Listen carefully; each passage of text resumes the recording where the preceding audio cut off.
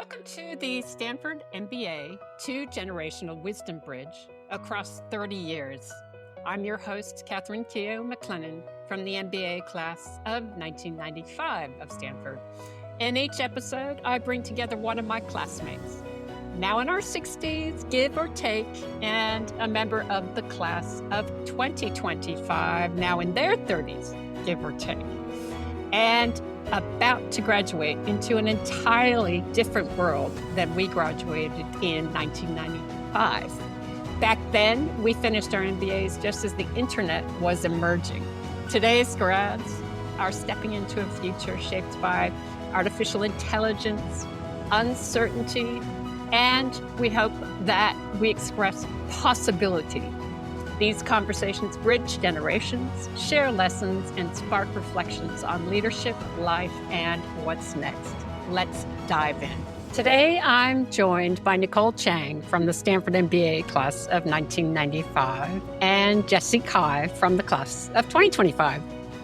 Nicole, who was my roommate at Stanford, is a powerhouse strategist, entrepreneur, and global executive who's spent 3 decades helping companies grow from good to great to legendary, often leading them through ownership transitions, IPOs, and international expansion.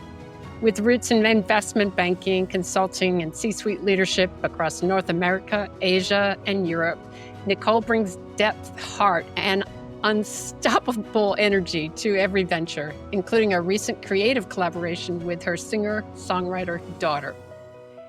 Jesse is a second-year MBA student and former high-frequency trading leader who now balances part-time work at Hudson River Trading with finishing his final quarter at Stanford.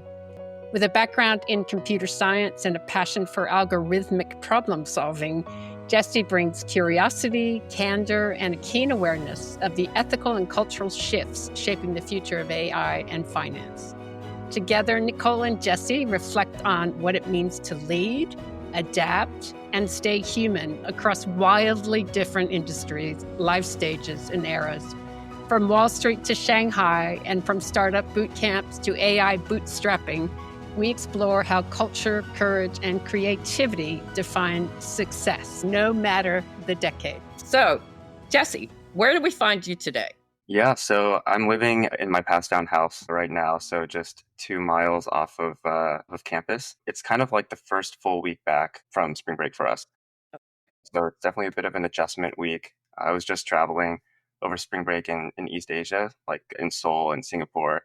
And then actually we were in Vegas this past weekend. So finally trying to settle back in, get the last quarter schedule sorted and everything. So yeah, today was kind of a work day. I'm also working part-time as I finish my last quarter. So, taking Wednesday with no class to work and then, doing this lovely podcast. Nicole, so where are we finding you today? So I'm actually just back from Asia as well. So we might have overlapped in Singapore, actually. But I find myself in Los Angeles, where I moved about 10 years ago after spending over 20 years abroad after the GSB in Asia and Europe. And now I'm dating myself, but we already know this is class of 1995. So I will have one kid graduating from their master's program at Stanford and one kid graduating from undergrad at Harvard and Berklee College of Music in the next month or 2. And then what happens, Nicole? I'm empty nester. What about you? Well, I feel like my house is just like the startup land. So we have about 3 or 4 kind of startups that have been going on for past about 6 years. Some earlier than some older and some relatively early stages. So we are in full swing, and then both my kids will be doing their own startups as well. So while some are resting on the beach, I am part-time resting on my office chair. Nicole, you have never rested in your entire life. I've seen 1 moment or 2 moments. I should add that Nicole and I were housemates and there were 5 of us and we still all kind of keep up with each other. So a lot, but I've never seen you rest. I'm going to come back to those startups because your startups are always fascinating to me, as is your world travels. So Jesse, you're working. What are you up to as you try to study. And by the way, this is the last term for you guys. You're graduating, right? Pretty soon. Yeah. So what's the work? Is that going to carry on, or what are you up to? Yeah, so I'm working part-time in the job that I'll start after graduation, or start, I guess, officially full-time after graduation. It's back in the trading space. So before my MBA, I worked in high frequency trading, and then I'm also going back there, a different firm, but same space. So I'm just getting started a few months before I officially graduate. Yeah, I guess I missed it a lot, so I couldn't wait to get back into it. But it's definitely been, something I've been thinking about a lot, especially balancing that with, like you said, like the last term here and making sure that, I make the most of the experience while I still can. High frequency trading, you must have been hyperactive in the last day.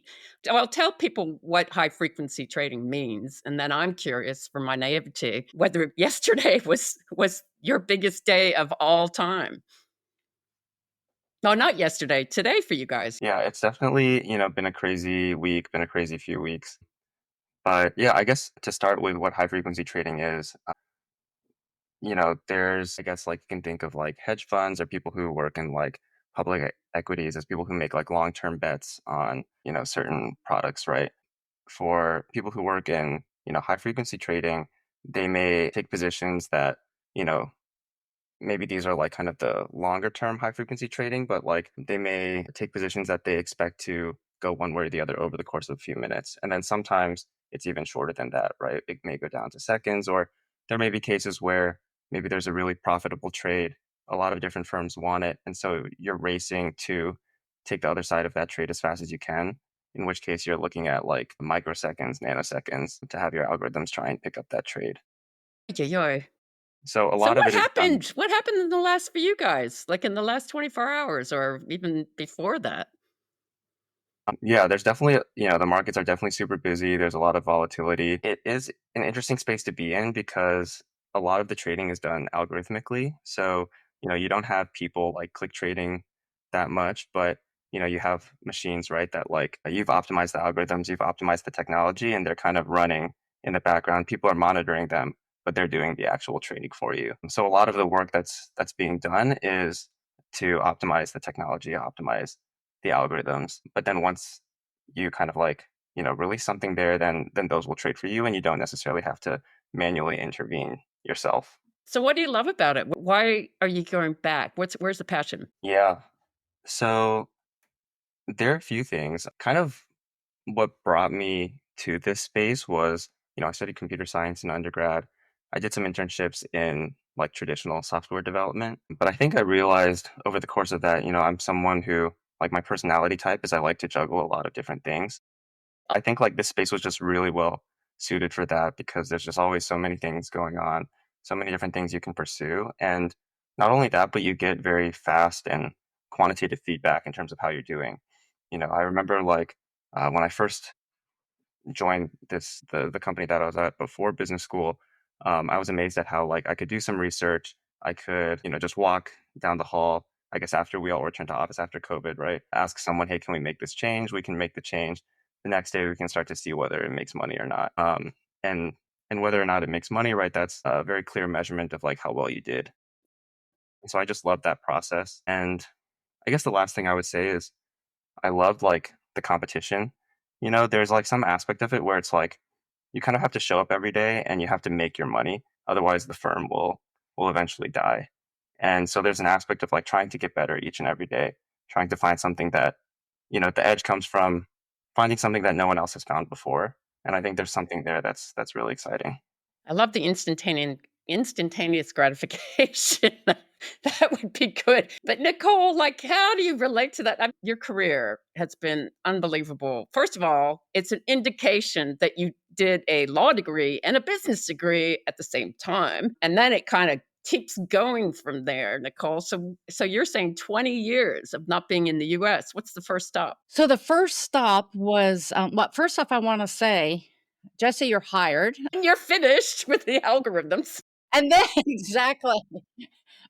And though you sound so good at this, I think I really may be hitting that beach soon. I'm in. Yeah, no, it was interesting. So for me, so mine was I love this comparison because in those old days, it was a lot more, I'd say maybe potentially more traditional, especially the first generation born in this country. And so the traditional past was actually new to me because don't come from a family of business and so I had an opportunity to work at McKinsey, which I really loved, and I was there and I was there in about my second year or so. I got an opportunity from a headhunter to go into the C-suite. And so at McKinsey, you're advising the C-suite, but then when you're asked an opportunity to become a COO, CFO, and this was at the time leading the first Western style IPO in Eastern Europe, I was like, wow, that sounds super interesting. And I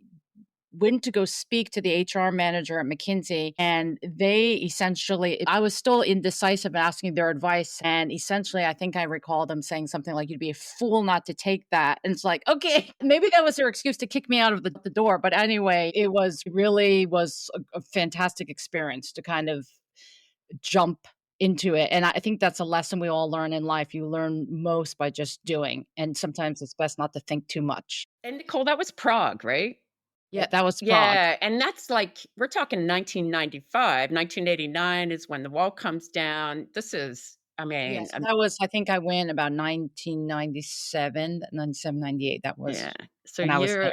Yeah, and it's still like new horizons. Meanwhile, Jesse, you guys are traveling every single country. One of your classmates said that she went to Kazakhstan because that's what you do. So, but Nicole, you raised something interesting. And I know, Jesse, you'd asked to just speak a little bit about this.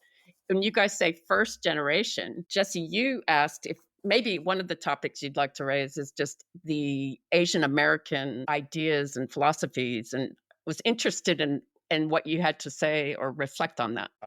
Yeah, no, I guess super strong thoughts one way or the other, but it is definitely, I think, something that is on my mind every now and then, especially like you mentioned, it kind of feels like now, I'm kind of part of this like second wave of like Asian Americans that have, come through different industries, but also like the business school here, right? So we have, not only a group of us that like a relatively larger, I guess, group of us here, but also a generation of people that came before us that we can look up to. And so I think like both of those aspects, like, make us feel like there's a lot more community in the moment. But and then also we have these role models and people who can serve as inspiration for us to look forward to. So, I think maybe there's some comfort in that compared to, if you're kind of like the first one who's doing it, I imagine it must be tougher. But then at the same time, there's also kind of more to go as well, right? Like there's still a lot more progress yet to be made. So those are just some of my thoughts on the topic. It'd be interesting to open it because so you go to Prague, and I'm trying to remember when you actually go to Beijing. Is that right after? I can't remember. No, so yeah, I did. But I did stay in. I call it the just any city that started with a P, I'd go. So it was Prague, and then I met my husband, who's from Paris. Of course. And Because then Nicole, pause. Nicole speaks, I don't know how many languages you're up to. At least 4 that I can think of, but maybe more. But anyway, yes, French husband. Lovely. Yeah, and then we were in Paris for 3 years where we had 2 kids and started and sold a company, and then we moved to Peking. We'll call that a P there, but yeah, I wanted to follow up on that comment about this whole Asian thing. I definitely think that in the past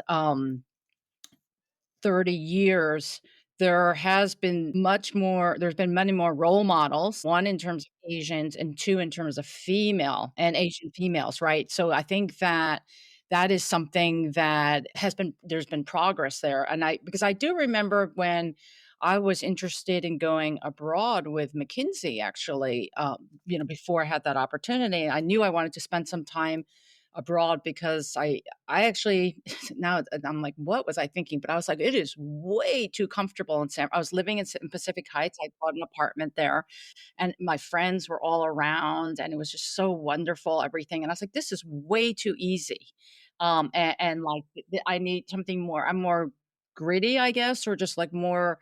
And I was like, this would be great for a later stage in my life. I don't know what I was thinking, but and then so as I was starting to look for other opportunities, I do remember that as opportunities came up around the world in different offices, there was always some reason like, well, I don't know if Asians are treated that well there. I don't know, maybe females aren't treated that well there. Let's try for this, let's try for that instead.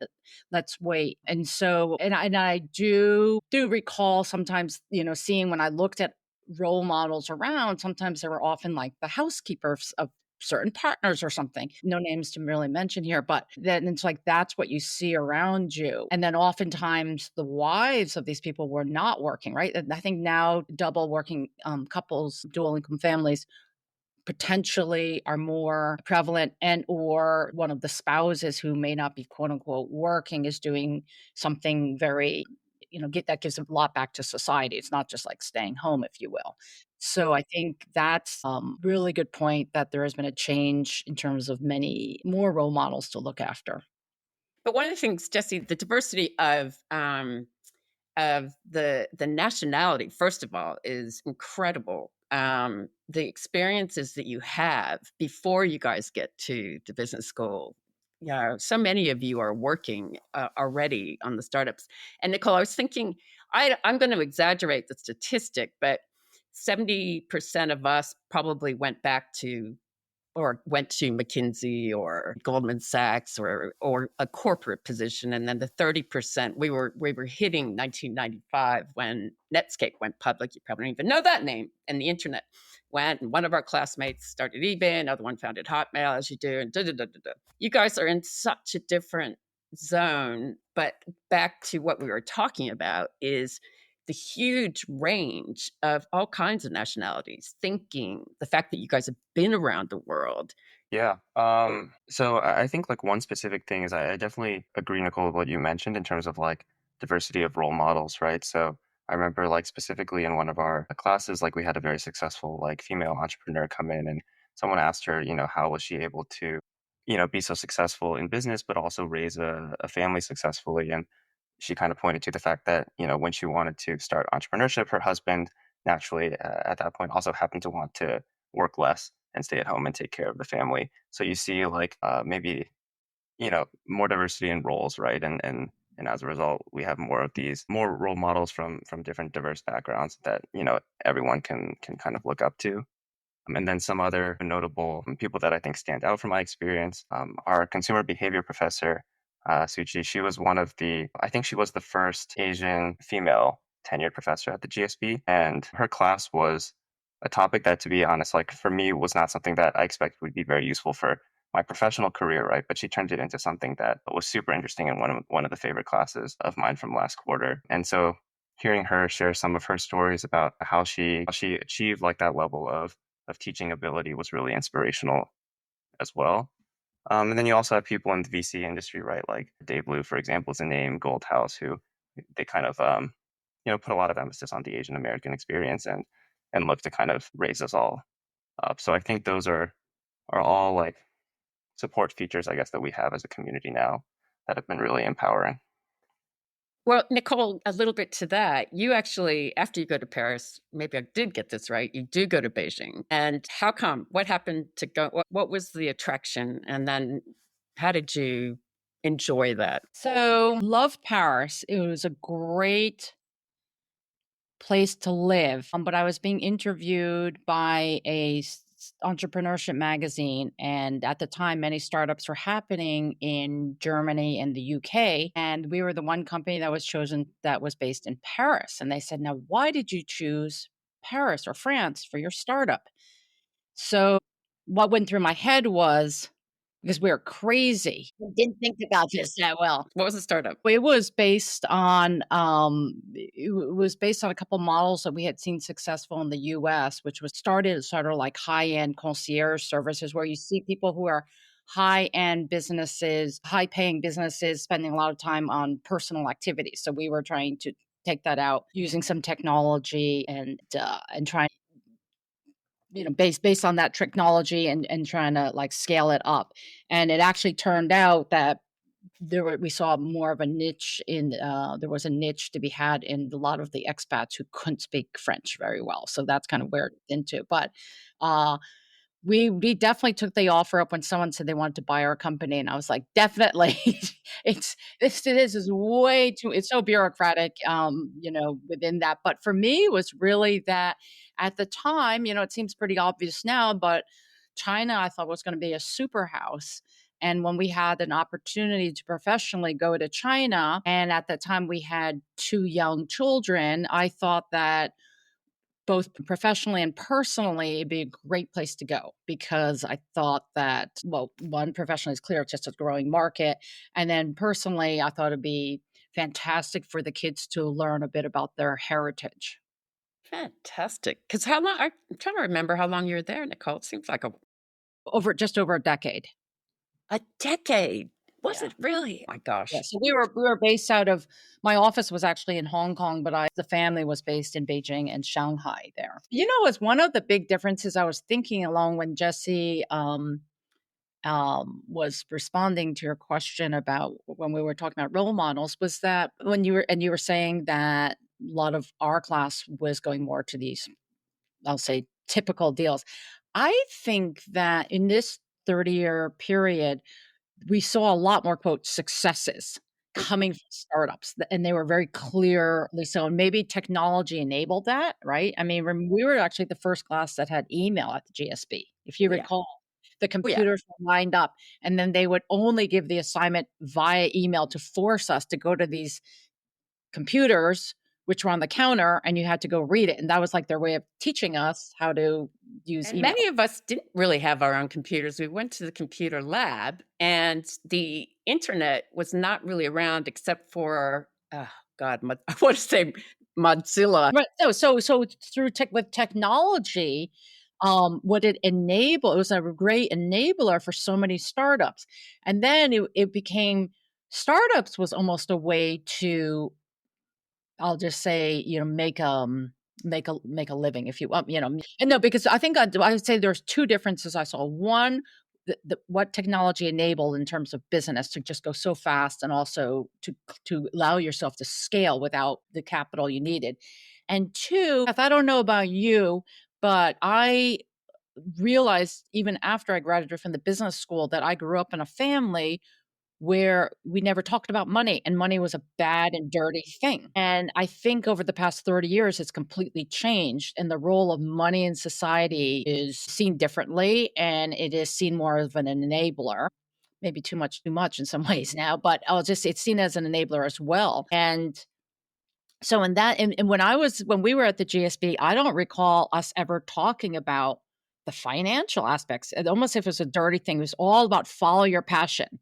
But they never said, think about the money, which I bring up because I think it was important, especially for the females. I think that even though men do share in the household or can, females are shown to have predominantly the responsibility. One, especially in the beginning when you're pregnant or yes, only the women can provide that, if you will. And so it's great to have all the passion you want, but that doesn't afford you to be able to work, 24 hours a day when you have young kids to deal with. And so I was like, I wish that they had talked about that aspect when we were there, because for those of us who don't come from that background, never really thought about it. And then you realize, well, this isn't very practical. And we didn't have the technology so you could work from home either. So it really made that much more difficult. So I think this technology and this bringing to the forefront practical things such as the money equation and the time and the value of time, if you will, and time in terms of a life cycle. I don't just mean time in a 24-hour cycle. That has a big difference of choices people make now. Well, Nicole, it's interesting. So I'm going to say, Jesse, you're somewhere hovering before after 30 years old. So first, it'd be interesting to hear where you grew up and how was it instilled in you this very idea that Nicole, why computer science, but then business? So tell us how you grew up and what you've seen in your 30-year give or take span. Yeah, so I grew up in the DC area in Northern Virginia, and I lived there for 18 years before going to college over in Pasadena. Yeah, I think I grew up in, I would say, like a pretty traditional, I guess, Asian American household. The focus was definitely like, math, science, do that stuff well. I played instruments, I would play a sport, and those were important, but that was always like the second priority. And first was always academics. And so I kind of followed that path, up through college. Both of my parents, studied science related subjects in their undergrad and master's degrees. And then they both worked in tech. So I was kind of just always around that. And so I think just naturally, I kind of followed it without thinking too much, I guess, to be totally honest, like in the first like 18 years of my life. So then I got to college. I felt like I was like relatively good at this stuff, right? I mean, I guess like looking back, maybe it's obvious because I just spent the most time in it. So, but then I was thinking, what do I want to do after college? And I really didn't know. So I felt like, sticking with computer science, it wouldn't be a bad idea because it would give me some versatility down the line. I could, pivot into perhaps like different industries later if I then, figured out what I actually wanted to do. So then I did some tech internships, ended up in trading, ended up loving it there, kind of for some of the reasons that we had discussed earlier. And then 2 years in, I think, maybe this is an experience that a lot of people who end up doing MBAs or have done MBAs experiences. I was a good individual contributor, and that kind of got me the experience to manage a small team. So 2 years in, I was leading a team of around 3 or 4 people. And then I got there and I was like, I have no idea what I'm doing. It's like, it's the whole like, what got you here is not going to get you to the next step, right? I felt like the work that I had, the work I was doing as an individual contributor, I had kind of prepared my whole life for that, right? I had studied CS in like I took classes in high school, I majored in that in college. So it's like, okay, I felt prepared for that. And then, for managing people, I had taken like no classes, right? I had mentored some interns, but that was about it. I was an intern myself, right? I had been mentored by other people. I had a good manager, so I had some things to look at, but I had never done it before. So I felt like grossly unprepared. But at the same time, I found it extremely fulfilling. I remember when I left, actually my last firm, one of the people on my team, as we were saying, kind of by after like one of my last dinners at the company, he mentioned that he felt really lucky to have had me as a manager. And I think that was like one of, the things that sticks with me to this day, and I view as like one of my biggest accomplishments, outside of all of the technical work. So all to say, I kind of got to this point where I realized working with people was something I really enjoyed, but I still didn't feel like I was as good at that as I wanted to be. So that's kind of what led me to business school. Ultimately, I realized I think the work, like regardless of what it was, right, for me, centered around people and working with people, and that's something that I wanted to get better at. I love that. Let's take that idea because Nicole and I love that subject. I've built a career around it, in fact, called organizational behavior or whatever we want to call it, leadership, culture. Da, da, da, da. And Nicole, I know you love that as well. When you go to Beijing, that must be, let's talk about that. Like, what does leadership look like? What does organization culture look like in as an Asian American going back to 10 years in China? I would say that one of my favorite poems is Rudyard Kipling's If, right? Which is talking about basically being able to, whether you're with paupers or princes, to just treat everyone as a human being and kind of understand what they have to offer, if you will, contribute, and and more importantly, honestly, you can learn so much from them. And so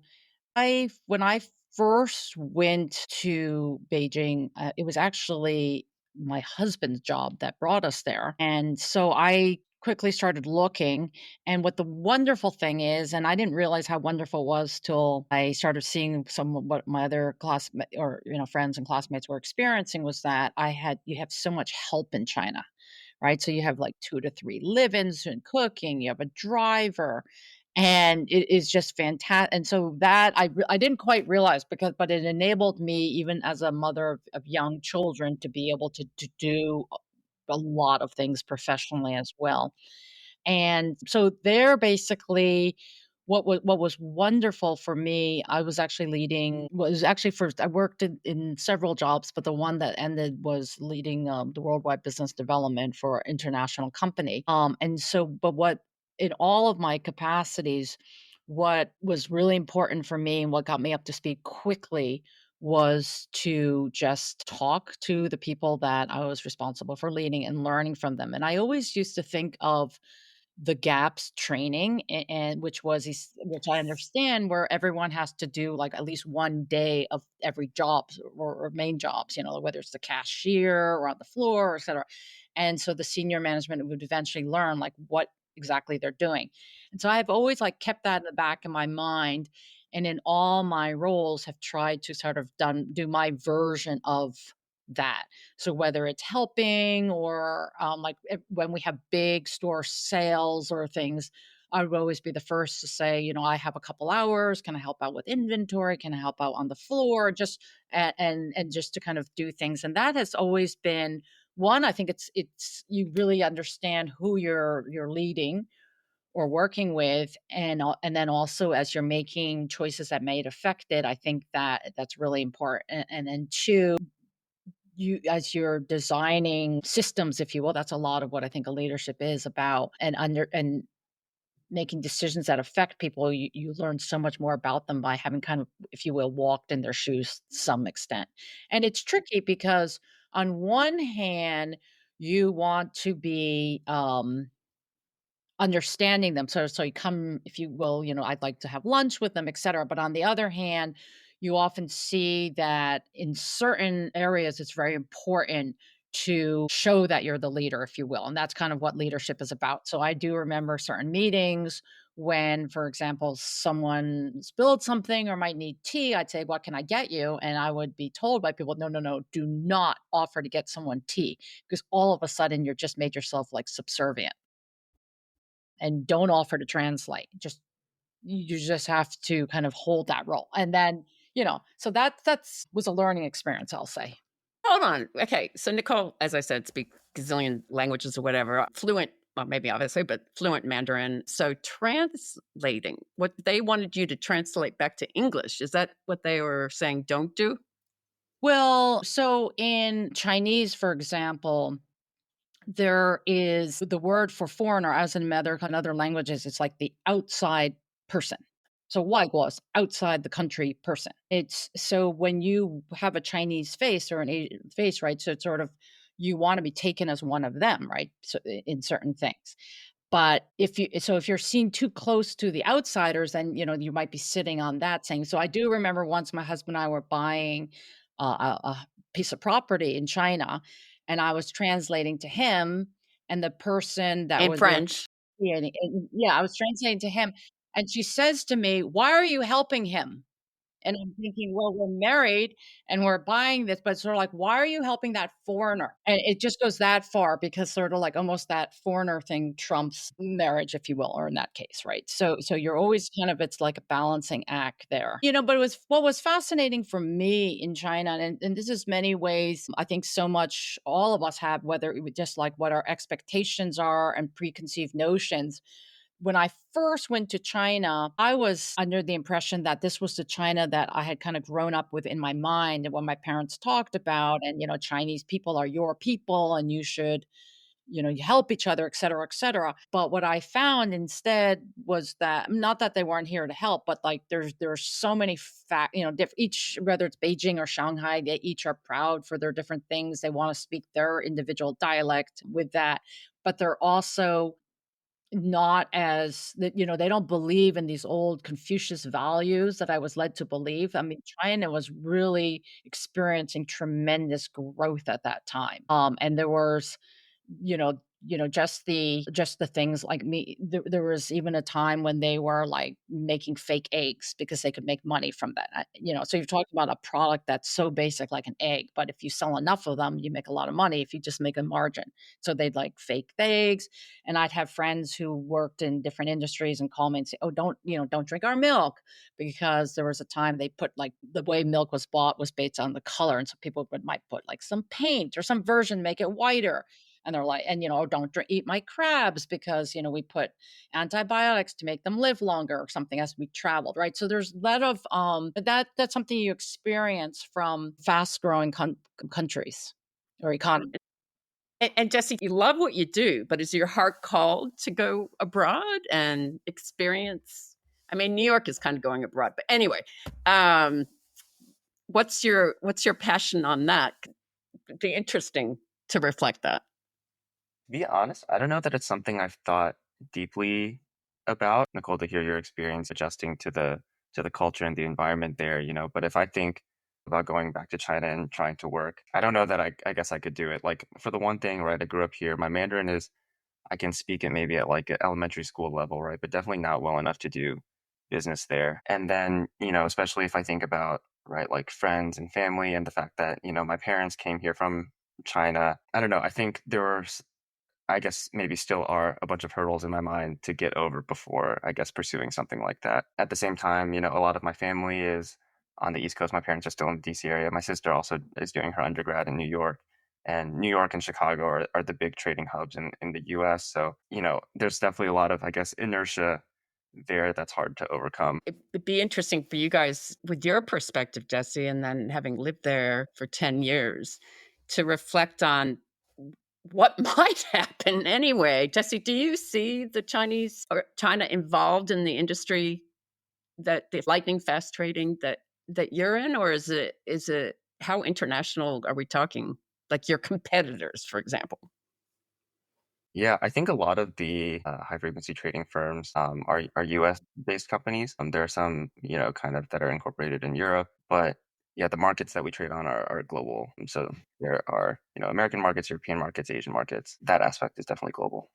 So you have to understand some behavior. I picked up that you loved one of your professors who was a role model for consumer behavior. Now you've challenged by saying, well, maybe it's the algorithms. So Nicole, when we were young, we didn't have those algorithms and instantaneous responses. We were actually relying on people's somewhat rational and sometimes irrational behavior. So it'll be fascinating for me to see that. And I'm trying to remember, Nicole, because you were doing some kind of trading at some point. Wasn't that right? I I'm trying used to to design derivatives of Morgan Stanley before, right?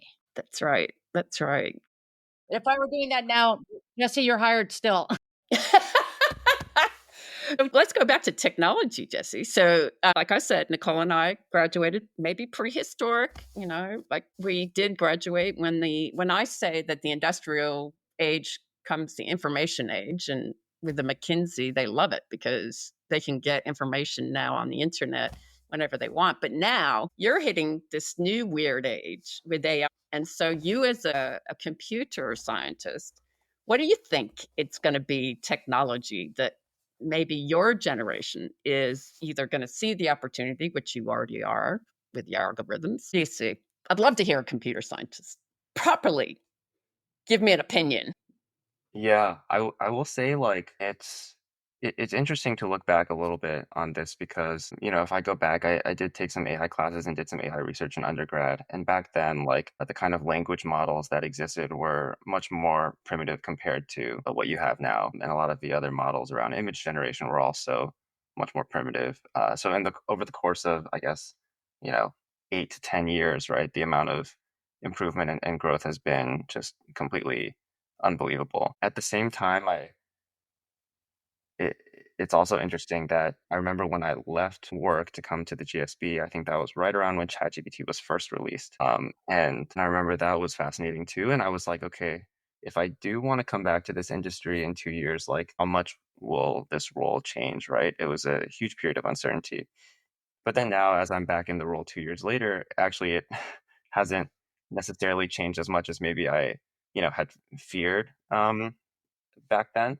So in some ways, the change has been really fast. In some ways, it's been maybe slower than expected, kind of counterintuitively.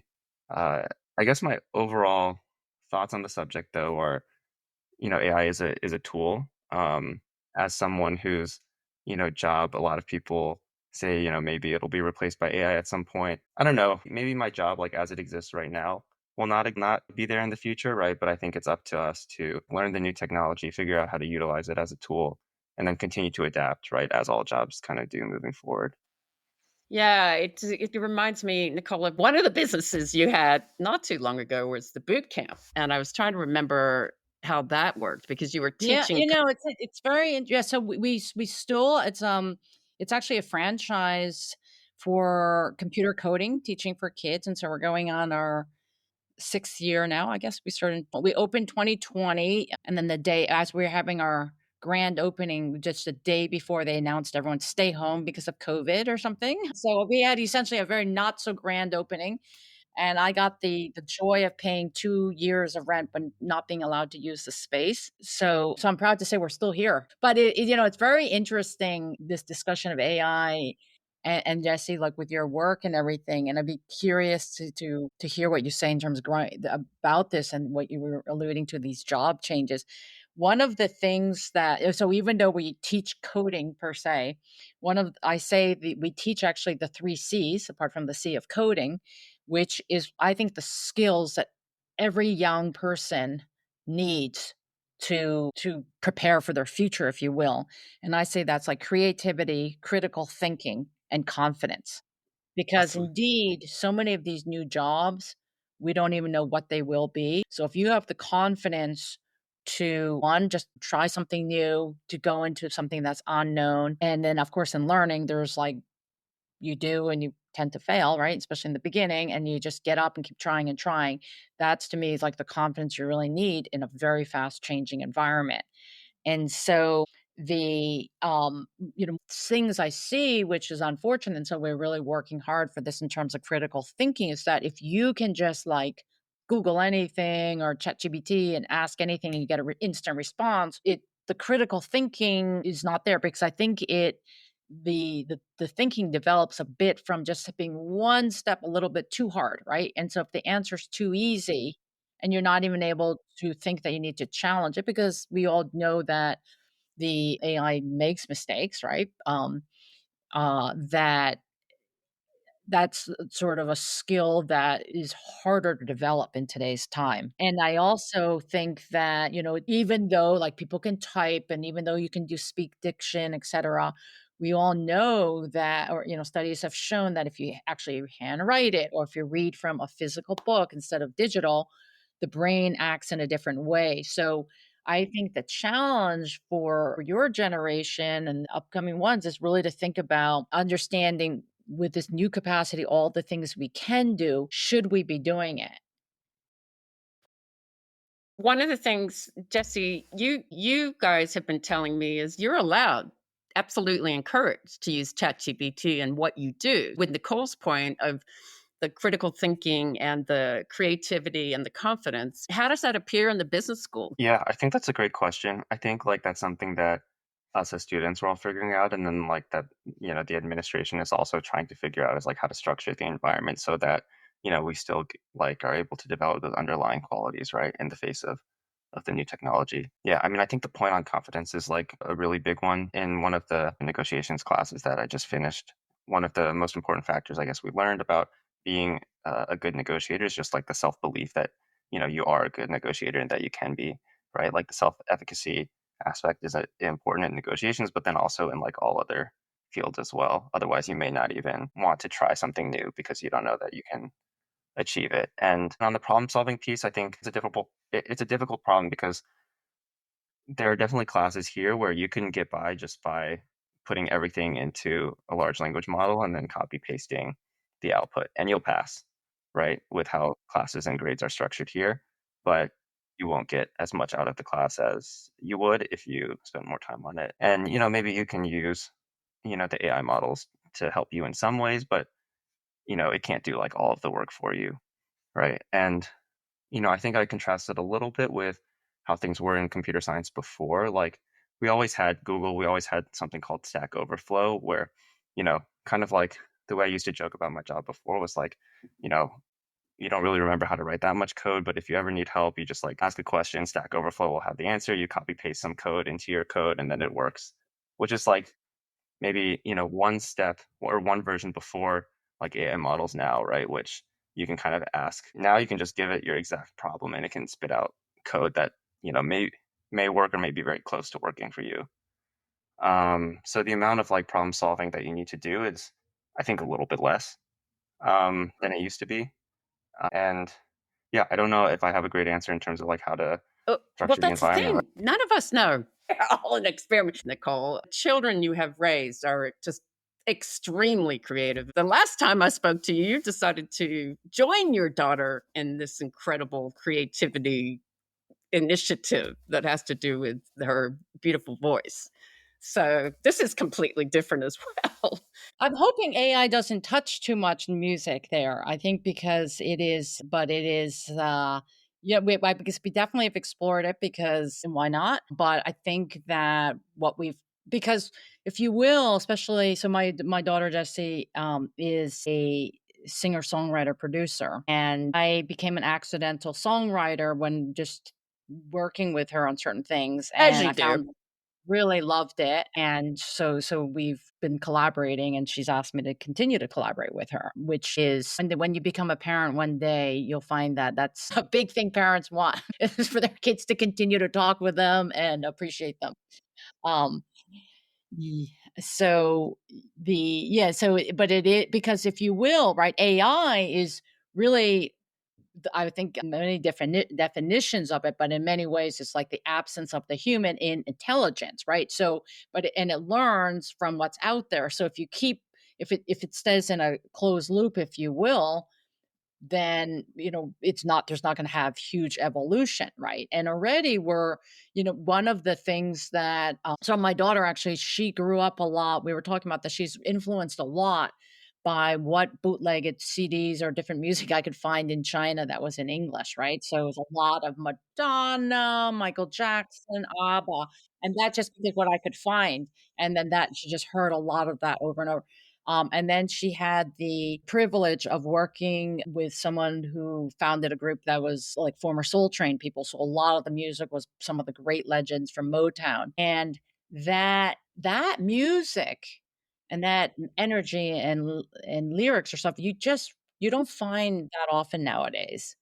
And so, definitely that, back to the AI aspect, if it just keeps churn, and maybe we could bring in some older music, but if you churn around current top hits, you're just going to get the same old stuff.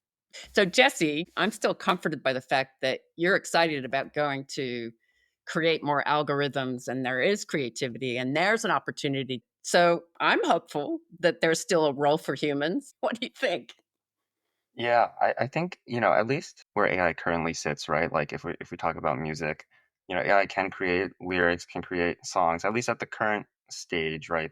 I think you can still tell the difference, right? Between like an AI written song and or like when AI like tries to mimic, the voice of Taylor Swift or something, like it's close, but you can tell it's not quite there yet. I do think like it's going to be a bit of an evolution, like I think or maybe I hope that there will always be creativity, but it may sit in a different space than it currently does, right? The creativity may not be applied to exactly the same tools and techniques that we use now. Maybe it needs to sit above AI and we need to be creative in a bit of a different way. I think in one of the earlier podcast episodes, someone mentioned, right, like a lot of the creativity now is shifted into the prompting of AI, right? And there's creative ways and do that. Yeah.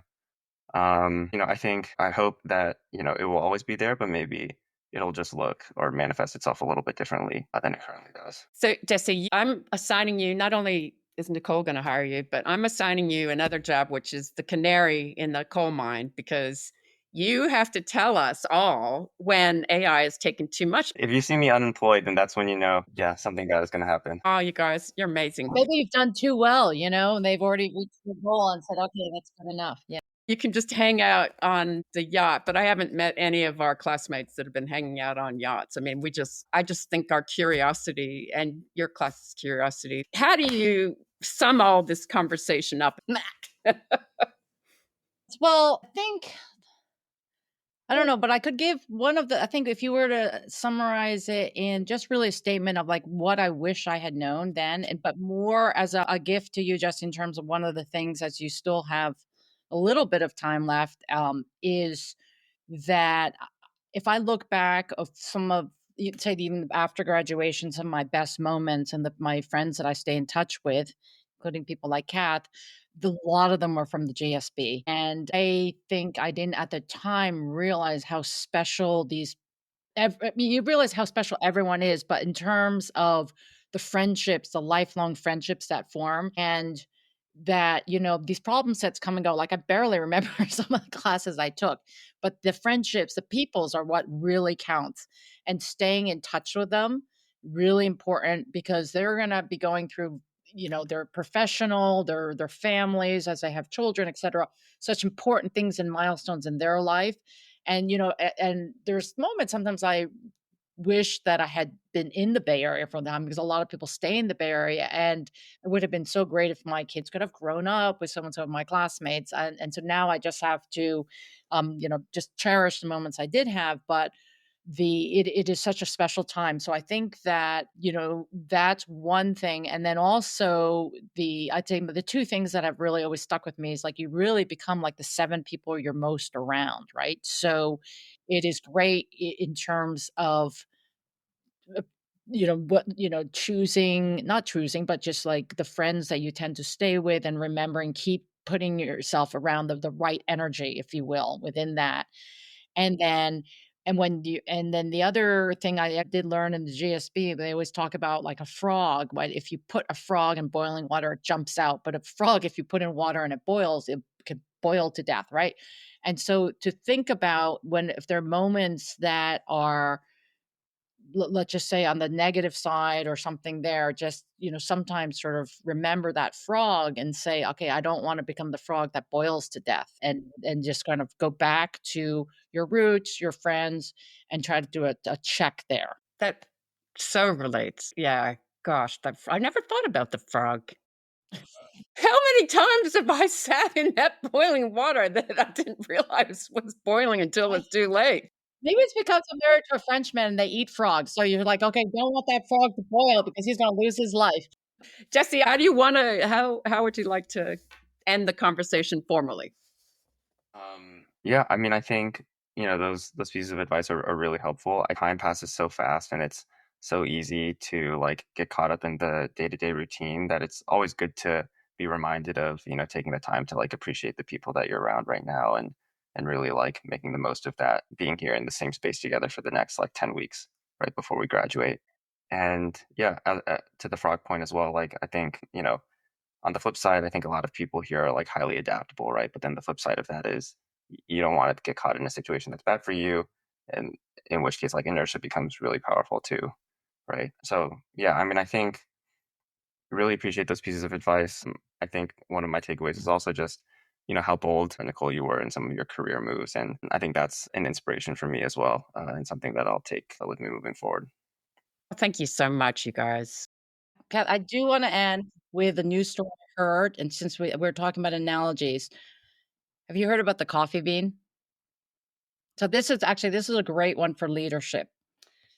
So to go back to boiling water, when you put a carrot in there, the carrot in boiling water becomes limp.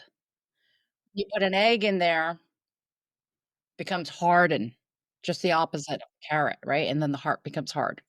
But you take the coffee bean, this little thing can influence all of it, the water and its surroundings.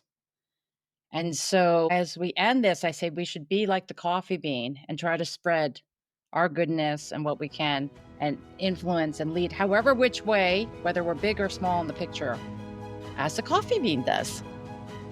Oh, Nicole, that is so why I love you. Thank you, guys. Thank you for joining us. For more insights and information, visit my website at catherinemclennan.com. That's spelled KATHARINEMCLENNAN.com.